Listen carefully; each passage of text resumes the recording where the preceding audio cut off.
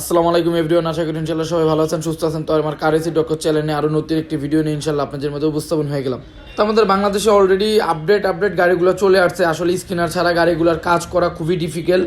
তো আমি আজকে আপনাদেরকে দেখাবো যে কীভাবে স্ক্যানার ছাড়া আপনারা গাড়ির কাজগুলো করবেন। কারণ আমাদের যারা ছোট ওয়ার্কশপগুলো আছে, আমাদের অনেকের কাছেই কিন্তু স্ক্যানারটা নাই। কারণ একটা স্ক্যানার পারচেস করতে গেলে প্রায় 1,00,000 টাকার মতো লাগে বা তার বেশি লাগে।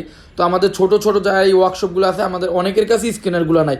তো আজকে আমি সম্পূর্ণ ভিডিওটা দেখাবো আপনারা কীভাবে স্ক্যানার ছাড়া একটা গাড়ি ফুললি স্ক্যান করবেন, দেন আপনারা খুব সহজেই কাজগুলো করতে পারবেন। ঠিক আছে, তো ভিডিওটি ভালো লাগলে অবশ্যই লাইক কমেন্ট শেয়ার করবেন, আমার কারেসি ডক্টর চ্যানেলটা অবশ্যই সাবস্ক্রাইব করে দিবেন। ঠিক আছে, তো এখন আমি আপনাদেরকে দেখাবো একটা টেস্টিং বাল্বের সাহায্যে আপনারা কীভাবে একটা ফুল গাড়ি স্ক্যানার করবেন। ঠিক আছে, তো স্ক্যানার করে আমি দেন এইটা দিয়ে স্ক্যানার করবো, কোডগুলো ক্যাচ করে আমি কাজগুলো করবো ইনশাল্লাহ। আপনারা যারা গাড়ির কোডের সম্বন্ধে না জানেন, আমার এই রিলেটিভ ভিডিও দেওয়া আছে ইনশাল্লাহ। আপনারা ভিডিওর শেষে স্ক্রিনে আমি ভিডিওটা দিয়ে দিব, আপনারা চাইলে যে দেখে আসতে পারেন।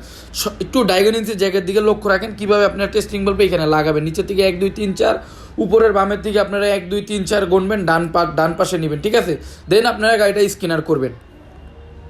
তো একটু ড্যাশবোর্ডের ইঞ্জিন চেকবারের দিকে আপনারা ফলো রাখেন যে এখানে কী করতে দেখেন 1 2।